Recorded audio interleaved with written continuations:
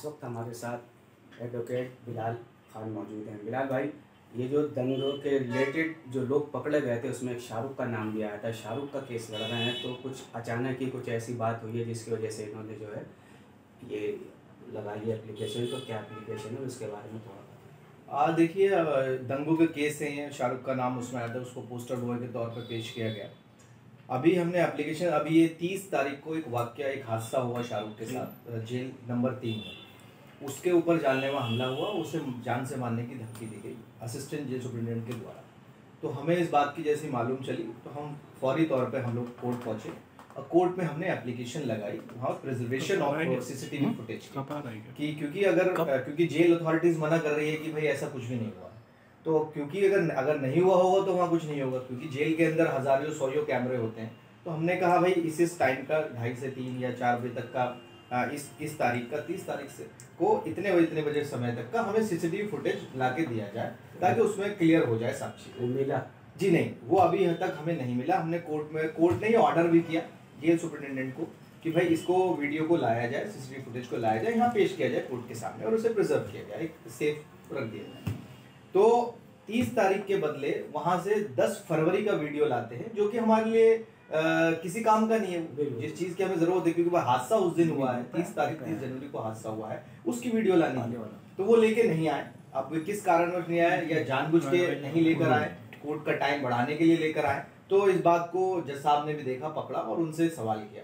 तो इसलिए हमें एक डेट मिली, अब 23 तारीख हमें डेट मिली है। तो 23 तारीख को वीडियो लाने के लिए, 30 जनवरी की वीडियो लाने के लिए जज साहब ने ऑर्डर किया।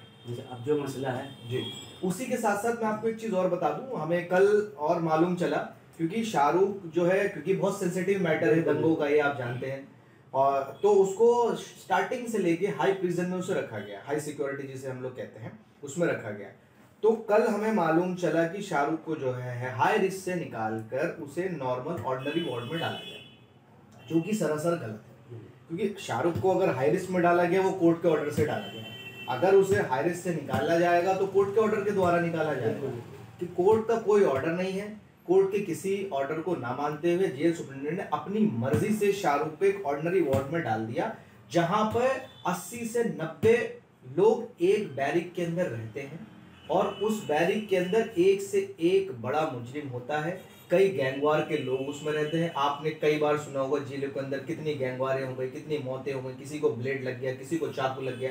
तो हमारा सबसे बड़ा कंसर्न यही है, हम कोर्ट भी इसीलिए गए क्योंकि शाहरुख की जान को खतरा है।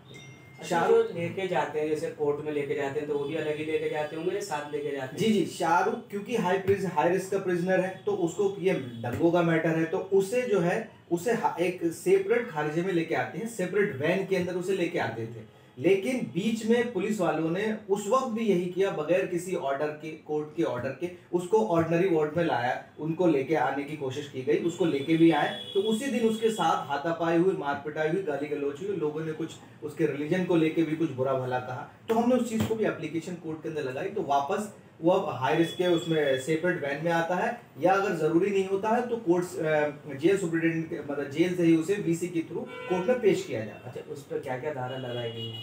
देखिए, सबसे बड़ी धारा अगर उस पर कहेंगे तो उस पर 307 का मुकदमा है। और 307 के मुकदमे देखिए, किसी को जिसमें हाफ मर्डर जिसको हम लोग कहते हैं, लेकिन इसमें किसी को इंजरी नहीं हुई है। जो हम पे ये धारा लगाई गई है उसमें दिखाया जा रहा है कि शाहरुख हवा में फायर कर रहा है, तो हवा में फायर करने की वजह से हमारे ऊपर 307 का मुकदमा लगा है।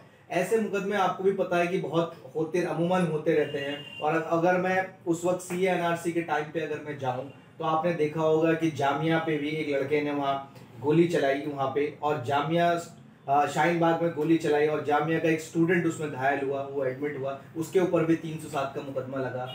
लेकिन बात यही है कि उसको तकरीबन 2 से 3 महीने में उसे छोड़ दिया गया, और आज शाहरुख को 3 मार्च को 3 साल हो जाएंगे। अभी तक वो जो सेम मुकदमा उनके ऊपर है। शाहरुख की भी उम्र 21-22 साल थी, जो उस नौजवान लड़के की जो उम्र थी, कोई मुकदमा उसके ऊपर नहीं था। आज 3 साल होने के बावजूद हमें बेल नहीं मिली है। बेल तो दूर, जो हमारा ट्रायल है वो इतना स्लो चल रहा है कि आने वाले 10 सालों में भी ट्रायल खत्म नहीं होगा। अच्छा, आप क्या चाहते हैं, क्या कहना चाहते हैं?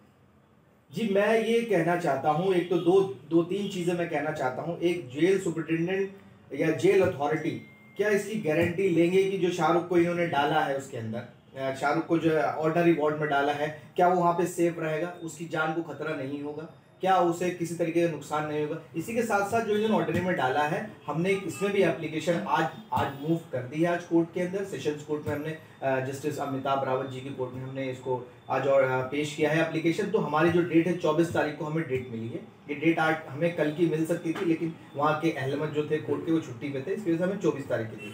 तो देखिए इस पर भी हमें देखिए जुडिशरी पे पूरा भरोसा है और कहीं ना कहीं देरी हो रही है, लेकिन यही कि जस्टिस हमें मिलेगा, ज़रूर मिलेगा और हमें पूरे कोर्ट पे भरोसा है। लेकिन साथ साथ जो जेल ऑफिशियल्स हैं वो इस वक्त अपना जो काम, जो ड्यूटी है वो निभा नहीं रहे हैं। स्टार्टिंग से लेके एंड तक नहीं, कहीं ना कहीं 2-3 बार ये ऐसा हो गया उसके ऊपर हमले हो गए। तो यह लैक ऑफ सिक्योरिटी है या ये जानबूझ के किया जा रहा है, या जो इस वक्त असिस्टेंट सुपरिटेंडेंट है वो धैया है, या जो एक केस में कंप्लेनेंट है उनका नाम भी दीपक धैया है, क्या इस वजह से रिलेट करके शाहरुख को परेशान किया जा रहा है, जान से मारने की धमकी दी जा रही है।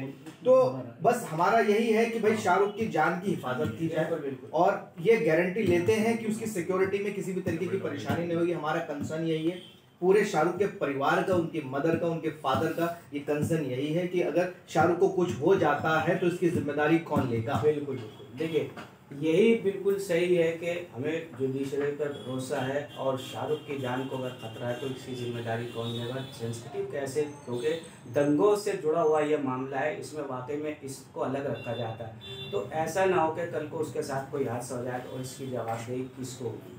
देरी से सियासी तकदीर यूट्यूब चैनल को सब्सक्राइब करें और बेल आइकन पर क्लिक करें ताकि आपको सबसे पहले खबरें मिलती रहें।